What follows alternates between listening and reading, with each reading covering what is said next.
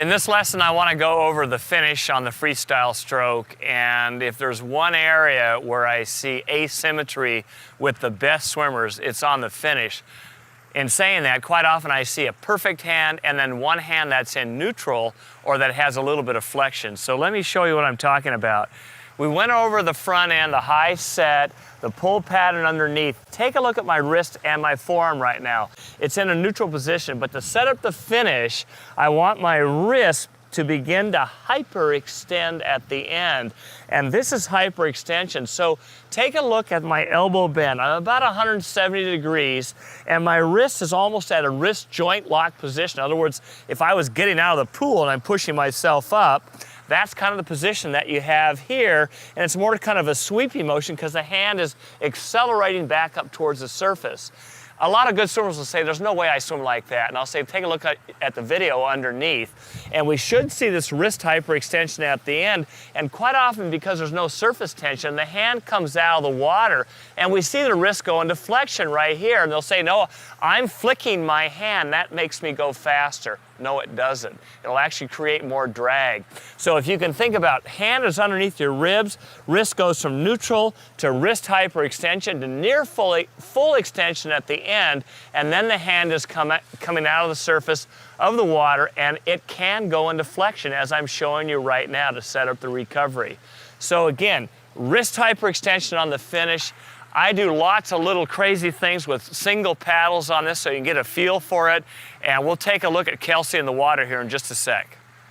Kelsey's going to demonstrate the finish on this by doing a double arm kind of butterfly stroke right now. And think freestyle when we're doing this, because the hand position without the shoulder rotation, which we will have in the water, and that's the finish of freestyle. So she has a nice high elbow set, and if we stop her on the finish right there, you can see that the wrist is in hyperextension, the arm is almost extended to about 160 to 170 degrees, and then she can do her underwater recovery and do this full double arm stroke.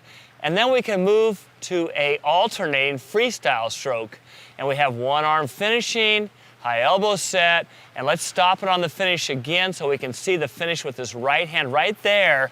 Take a look at the wrist on the end, wrist hyperextended, elbow almost at full extension, but just shy of that, and then that goes into recovery. And this wrist hyperextension is something that you're gonna actually have to look at when you're working with the stretch cords. Now let's really exaggerate this with a pull pattern that sweeps underneath your body, and then we'll have wrist flexion at the end. So go real slow where we do it improperly at the end. So underneath, and then wrist flexion at the end. And we see a lot of people doing this on the stroke, and we really want to minimize where you're pressing through with your fingertips at the end of that stroke, as she's doing right now, and coming back to the proper one, which again is that hyperextension on the end, and stop on the finish on this next one, right there, and that's perfect. Okay, work on your finish. We got it.